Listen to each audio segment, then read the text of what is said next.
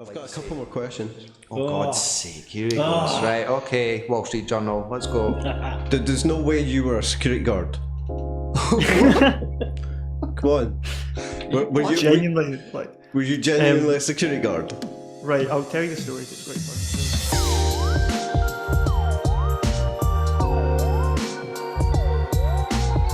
Giddies, gentlemen, guys, balls, and all variations of the species. Welcome to a very special episode of the FAWK Chronicles. My name is Cpt Privilege, with me through no choice of their own. Dr. Darkside. Keep your tits on you. Grandmaster Tech. Stop stealing folks' power. Grandmaster Tech. You've not been watching his videos, so you've not stolen his patter. That's shocking. And a very special guest this week, Giddies and Lynch, CasualGuy. Say hi. Wow, I'm over here, upset that you're stealing my patter. That's fucking somebody's got to. That's copyrighted, by the way. And I am, of course. Yeah, it's trademarked and everything. It's great. I am, of course, Cpt Privilege.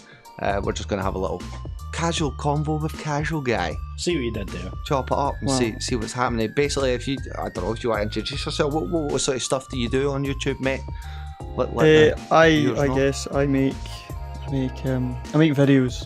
Just leave it at that. Never a more in-depth description has been given. I love that. I make videos. It's accurate though. That should be your merch t-shirt. That's what I'm talking about. Well, we make videos too, mate, and coming across your stuff as a Scottish creator, it's been quite interesting. I've really enjoyed catching. I caught you running just round about your pyrocynical pre-pyro video when you were going to go meet them at the was it RTX? Resonate, yeah. And they were like, obviously, oh shit, they're gonna beat me up. I was like, that's really endearing. I don't know what it was about that video, but it caught me and was like, oh no, this guy's real, eh? This actual guy here is gonna go do this thing. And I thought that was really creative how you made that video. But then the later ones after, I think it was after where you were like, this is gonna be a thing, is it called? Or this could be a thing? Where you ran about your mate and just, I think that was I want to be the Luther of YouTube. Oh yeah, read about those ones anyway. That's what I sort of caught. I think I've gotten to the point where like I make so much dumb random shit that I don't even know what it comes under anymore. I'm like, yeah, that thing I wasted days worth of work on. That was good though, man. You managed to cobble it together into something that was like really visually entertaining for me. And real, and shows a good slice of you as a person. That's what made me connect to it anyway. And thank you. When you went into why you were doing YouTube and you're not going to make it sort of banter with the other YouTubers as well, thought that was, it just feels like that sort of content to be that sort of genre. The way you're swinging it and the way you can make it a kind of inspirational video. That's what speaks to me a bit more. You know, you may be feeling at times like, well, why are we doing this? Like you say in the videos, but to see segments like that makes me want to do it. Yeah, makes us want to keep going. It's really cool to hear. Like, obviously, when you get comments and stuff, it's kind of cool, but it's very rare that someone will like explain to you why they enjoy something you make on YouTube. Yeah, because you're not papering over the depressing truth of making YouTube videos. You're wearing your heart on your sleeve to a certain extent, and you know that it's real. I think you have. Yeah, sleeves. I mean, the whole like, I think that's kind of the area I want to go down with YouTube, like especially with the newest videos I've been making. It's like I love the like gritty side of YouTube where it is like people just showcasing their lives, no matter like how fucking weird it is. Yeah. And stuff like that. I've always thought that is like what YouTube really is, and I think that a lot of people seem to forget that because we have all the big YouTube stars that like 99% of it is just like people sitting in a room like with no viewers, like doing the weirdest shit. And I kind of want to showcase that and hopefully bring that to more people, and also show the honest side that it is a struggle doing YouTube. It's not like all fun. As much as like we love doing it, it is like painful to like put like hours of work into something and then have no one care. Yeah, so I wanted to paint that light, and I think that video is like the proudest video I've ever, like, it's the one video I look back on, I'm like, yeah, that's cool, even though it was the biggest fucking pain in the arse to make. Well, that's it, technical glitches and collaborating, eh? Some YouTubers do have them. Well, what I think about like your newer ones as well is it spoke to me and reminded us of when we first started doing it. We'd done a series called The Transmission, and essentially it was a kind of Ray William Johnson meets The Drunken Peasants. I don't know if you've ever seen any of that, where we're literally just feeding each other YouTube clips. And essentially, it kind of became a try to put each other on a whitey sort of situation. Try to put me on a whitey situation. Like, what is the most fucked up, weird thing? It doesn't have to be gory or too sexual, but just odd.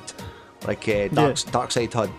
Yeah, I was binging your videos, and I got a bit jealous because it took me back to, like, delving into that, you know, kind of underground of YouTube, the weirdest channels you can find, you know? Yeah, you remember the Simpsons video? That weird psychedelic trip fest that was just bulging eyes and heads being twisted. That was. We were talking earlier about this channel we came across. This guy smoking in silence, and it's this video after video of him smoking a cigarette in silence. It's so weird. But loads of folk actually like that because they're like ex-smokers and they enjoy just sitting watching him smoke. They get like some sort of the same feeling. Nick the Smoker. Like I've smoked occasionally in my life, but I can't stand it. But like watching this man review cigarettes, I find so calming. Beautiful, it's amazing. Some people watch waves flow up on a beach. Some people watch this guy having 20 cigarettes in his break. But you had you done the guy that reviews elevators. Oh, that was so weird. Yeah. Well, Darkside, the greatest channel on YouTube. Yeah. He is. Darkside. My friend Connor showed me him, and ever since I've just been like the #1 fan. That was amazing. Well, Darkside had one back in the day that was just a guy that collects plastic chairs. Every single type of plain plastic lawn chair that you can get. You know, He has hundreds of them. Holy shit. And he's reviewing them all. He's telling you the good and my bad God, aspects of them. That'd be really sick if you know that, because my next video is actually like I'm working on at the moment, but it's like about like niche review channels. Like, specifically review like the weirdest shit. Niche. This guy knows the names of the exact curvature on the arms of the chair. There's a guy that reviews toilets. Yeah. How the flush. Yeah, like flush it and I found a guy that reviews bars of soap, but he knows like the history of the companies that make the soap, and he's always wearing like a fucking robe. The best thing in the fucking world. It's so good. Well, he's just at the shower, you know what I mean? He's good. Of course, he's in a fucking robe. At some point, we're going to hit peak weirdness, I think. There's somebody that's just going to blow it completely out of the water. God knows what. What else you got? Here's more questions. Darkside. Well, we were talking last night about, people that hit like millions of subs and they don't have to go and do their day job, but there's some people that still go and do their day job even though they've hit millions of subs and they must have a huge income from YouTube. Would you keep doing your day job, or would I if I hit like a million subs? Yeah. Would I fuck? Like I've always said, like as a joke, like I've never wanted YouTube to be a job, like ever. I always thought, like if my YouTube ever blew up, it'd be like, what can I do otherwise that would be a job? Yeah. Like what other stuff can I do that would be? Because like I've never liked the idea of. I just think it's weird when people put all of their like life into a website that changes every other day. Amen to that. By it's just so dangerous. But if you can grow an audience out of it, and like me and my friends years ago started a clothing line, and we just had to leave it because it was like we just couldn't really afford to do it while working the jobs we were doing. But if like my YouTube blew up, it'd be straight into that. And like I've got all these business ideas in the back of my head if like YouTube did blow up. As like a fucking fail-safe, as if it will ever actually happen. But no, I never wanted it to be my job. But I would leave the day job I'm at in a heartbeat if YouTube was doing well. Hell yeah. I think that's to me is like the biggest part of this whole YouTuber breakdown syndrome. It's this idea of people locking themselves in rooms full time with no boss, with no actual structure, business-like structure, and being completely self-reliant 9 times out of 10 to sit there and come up with these ideas and record it all and like, edit it all and put it out. Their channel blows up from this thing and they enjoy doing it, and then like the next week YouTube's like, oh yeah, you can't do that. That's it. Yeah, or like either trends change and people are just like, yeah, this is kind of boring. It's like, and then you've completely shot yourself in the foot. Like it needs, like the longevity of YouTube just isn't there. Like, so I think if you're a smart YouTuber, you're looking at things like starting a podcast, for instance, or merch, or investing in some company, or exactly. all the other stuff outside of it that you make the money, and then you just gain the audience through YouTube, I think. Yeah, exactly. Because you look at YouTubers like, okay, the biggest ones, you know, Keemstar, PewDiePie, you know, they've got their merchandise, they've got their investments in other companies outside of YouTube, and probably only about 15% maybe actually comes from YouTube. You know, the rest of it's you were saying he was a glorified hat salesman. Monetized all the time. Exactly. I think like I find it quite odd to see folk that folk were purely relying on the advertising money with YouTube. I think that's just daft. In any sense of the word. mean, you've got to. I think it's just bad. It's a bad business move. Like, there's nothing else you can really say to them other than that was just a silly move, mate. Yeah, it's when you hear the kids coming out and going, "I want to be a YouTube star for my job," and you're looking at them going, "Good luck, pal." It's so weird as well, like, because when kids are like, "I want to be a YouTuber," it's like, what do you mean by that? Do you just want to be like sat in front of a camera talking about brand deals, or is it like you like creating stuff? Like what? So it's such a weird thing. I want to be a YouTuber, film like, star or what something. Type, what? It's such a weird title to give yourself. I mentioned this to Privilege earlier, but I think there's a lot of people out there that have nothing to say, but they want to be a YouTuber or they want to be a podcaster. But what's the point if you haven't got a voice? If you've got nothing to say, then you can make you can make fake prank videos. That's easy enough. You can just react to things. Listen, kind of makes up for everything. Listen, nowadays. Don't you slag off your Scottish Twitter videos on our own, right? That's exactly our attitude at the start. Like, no, we're not gonna do. Oh, actually, the Scottish Twitter videos are doing all right and they're kind of fun to make. Yeah, Let's just do it. That's because we're not just reacting to what is on the screen. We're actually attempting to say it.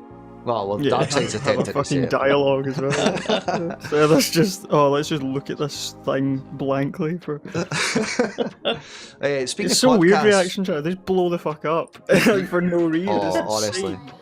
Honestly, but yeah, you were talking about podcasts earlier, man. Are you thinking about doing one yourself? Is that something you dabble with? Or? It would be like I've always wanted to. I think you should. It's like if I ever did want to do it though, I'd want it to be like I'm very like all or nothing. So like for a podcast, I'd want to have like a set and like record it live in the moment, and like I'd want to like have like because me and friends started one ages ago, and we did this thing on Mixer where it was like, you know how do any of you use Mixer? No, I've been through it, but never actually properly. Yeah, text Apple. So you can do like a dual stream, so two people can stream at once, and it puts you side by side. You can do it up to like 6 people. It's the coolest shit ever. Twitch will one day steal it, but we used to do it, and all three of us would stream at the same time. So all three of us are up on the screen, and you can go between them, and we have the chat is the same for all of us. We can do and that. We did like a live podcast every Sunday, but it just got to the point where like, you know, one of us, like, we all have different jobs and shit, and it just got to the point where timing. It got kind of tiring because it was live. It was like shit when you do this time every week. It's like you can. But I'd want to do it like an actual studio and actually bring people in, like, and film it. But I think like in the UK it's quite hard, like, because we don't. It's not like LA where every YouTuber lives in this one city. You'd have to like get people involved and shit. So, but I'd love to do one day, definitely. Good, man, good. Oh, it's interesting to hear. So you can actually do the shared screen stuff in Discord. Yeah, one shared screen. No, well, COD does it with Indi Scots with 4. Oh. Yeah. Interesting. Daily That's tech just show. a side note, but yeah, you're talking it's about like the coolest thing ever if Mixer ever actually fucking put their foot down and try compete with Twitch. It's like, I think it's the feature that could kill them. Yeah, exactly. There's people out there doing it with Google Hangouts and stuff. I don't know how practical that is, but I don't want to ever hear that phrase coming out your mouth ever again. You got more questions, Darkside? Flicking through his notes. We got notes on you, by the way. Well, he's got notes. Holy shit. Long. They're not too long, don't worry about it. Do you think everybody's into YouTube for the fame, the money, and the pussy? For the what? Sorry, you cut out. I'm so glad he cut out, because that was just... No, say again. What did he say for like the... Do you think... I don't know what video it was in that was watching, but you reckon everybody's into YouTube for the fame, the money, or the pussy? I'm sorry, it really is cutting out so much. It's like, you're like... Close out the mic. I'm like, oh god. Fame, money, pussy. Money, or like pussy, what you Right, okay, can you hear me alright? Nah, it's cutting out. Oh, God we're damn, dying. what's happening? Yeah. That might be the outgoing connection for some reason. Yeah, see, I'm going to blame it on that ISP again. What's happening? You hear me now? Yeah, I can hear you. Right, Yeah. try it again. Okay, so Sorry, you said in one video that YouTubers were in it for the fame, the money, or the pussy. Do you think that's true of all YouTubers? Or are there YouTubers out there in it for something else? No, it's not, definitely not everyone, because like doing these new videos I'm doing where I'm finding like the weird stuff, it's like people genuinely care about what they're putting out there. As weird as it is, they just want to share it. Are they just the weirdos though? It's just weird. It's weird because I think you can tell if someone's making trending videos about trending stuff and it's the same as everyone else out there and they're just like slowly growing and they're like, oh come on, comment, share, and you can tell there's like this, I just want to make it, you know? Yeah. But when you come across a channel with forget to people subscribe. making shit because they genuinely just want to make something, I think it just shows. And it's like I think it's far more like, as you said, you came across a video and you thought it was quite endearing. Like I think you can tell when you watch someone that actually gives a shit about what they do. Even if it's plastic lawn chairs. Yes. Yeah, but that was so awesome though. The beautiful thing is, to that person, that is like so important to them, Yeah, and they yeah. want to share it with the world. Like, hey, I know a lot about fucking lawn chairs, and I want to tell you about lawn chairs. Yeah, So here's a shit ton of content about it. Like the guy that does the sort of fake weather reports. Oh, You know, like yeah. he's the acting Canadian guy, yeah. Canadian guy. He's Like he's brilliant. acting like he's in the middle of a storm on a bright sunny day. You know, it's I've not amazing. heard of this guy. Oh, I want to love know those. that. Yeah, I'll Oh, send you the we'll link. see the Sam. link. Yeah, all the way. We'll get that to you. So cool. Well, But yeah, I think if you give a shit about what you make, you can. Anyone that comes across it can tell. that's it, man. 110%.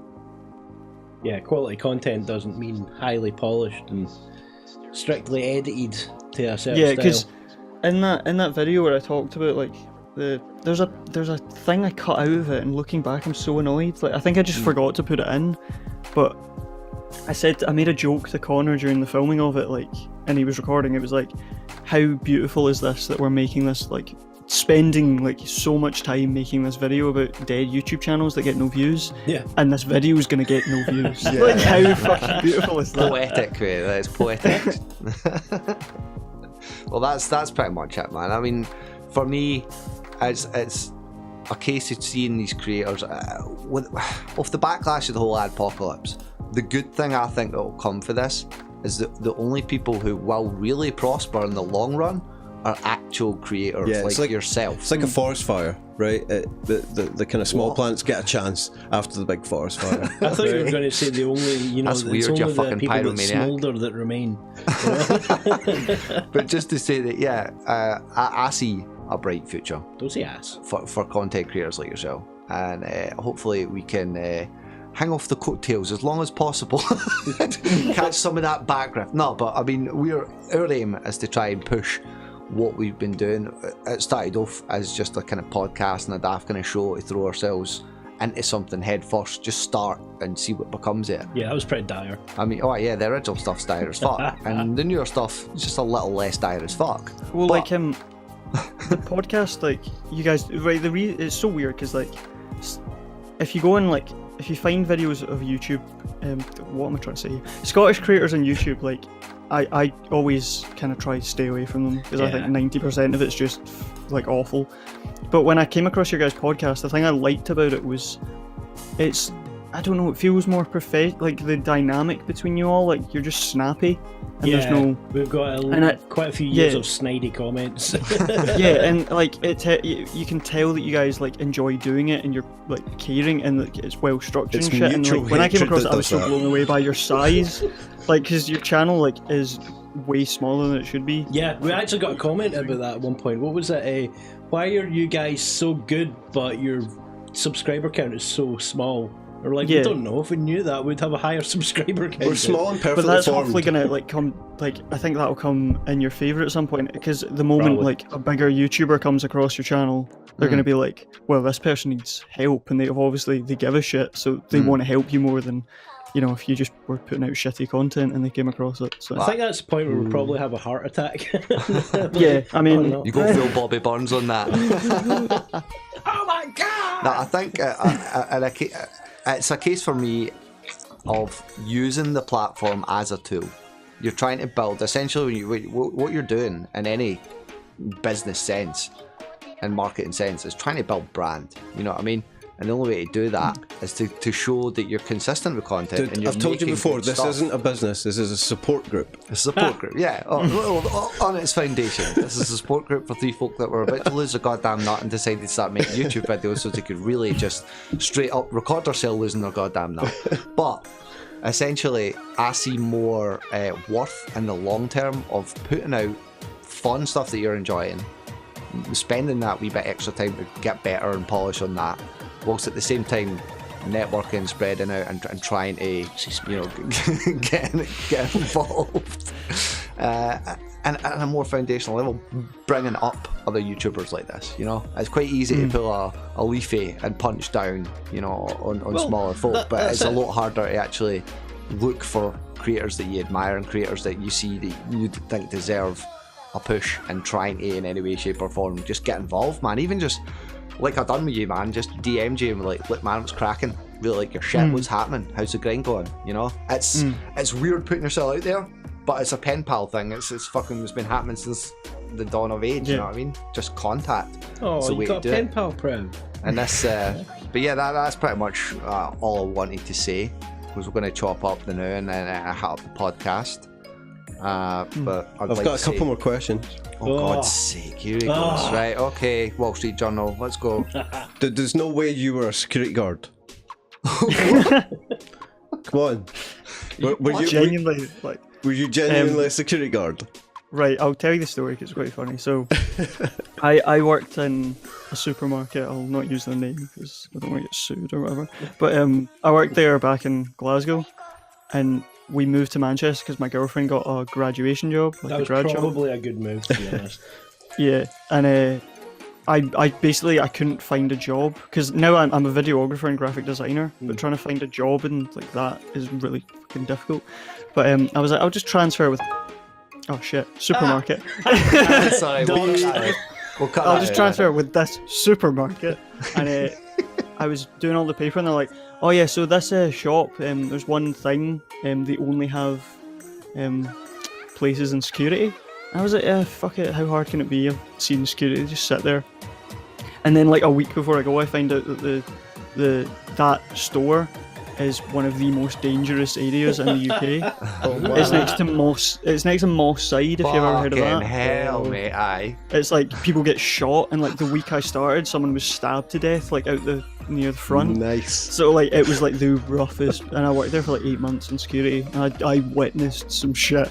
Oh my god. Like I became a man in that store. It was, but it's just funny, like, because I'm the most aggressive dude ever. I'm like a massive twig. I'm like 6'2" and weigh like 9 stone. So like, I'm just the most unscary thing to see. Listen, I don't genuinely was a understand. security guard. I don't understand why Darkside were trying to body shame me there. So I have to apologise I for know, you're not Vinnie Jones yourself, my mate. fellow. So some quick questions. Pyro or Syndicate? Oh fuck Syndicate. Shots fired. I genuinely used to love Syndicate's content, but then I've just seen him like do all this. I've just seen him do all this shady shit, and then when I bumped into him in real life, he was just, I don't know, he came across kind of condescending, and I was like, right, this guy. And now Cool. Pyro's like the nicest human being I've ever met. Like Really? Well, he's actually like, because he really is a 45-year-old man. yeah. Yeah. But like my mate George, who like he's like the head of Resonate or whatever. I can't remember his title. He has this thing where like he kind of like rates people on how nice they are. And like the nicest YouTuber he'd ever met was Ross Boomsocks, Yeah. who is also extremely lovely. But then he met Pyro, and he was like, I think Pyro might be the nicest person I've ever met. And then I met Pyro, and he was the nicest person. So I was like, oh shit. So yeah, definitely Pyro. Syndicate can. HGHG or iDubbbz?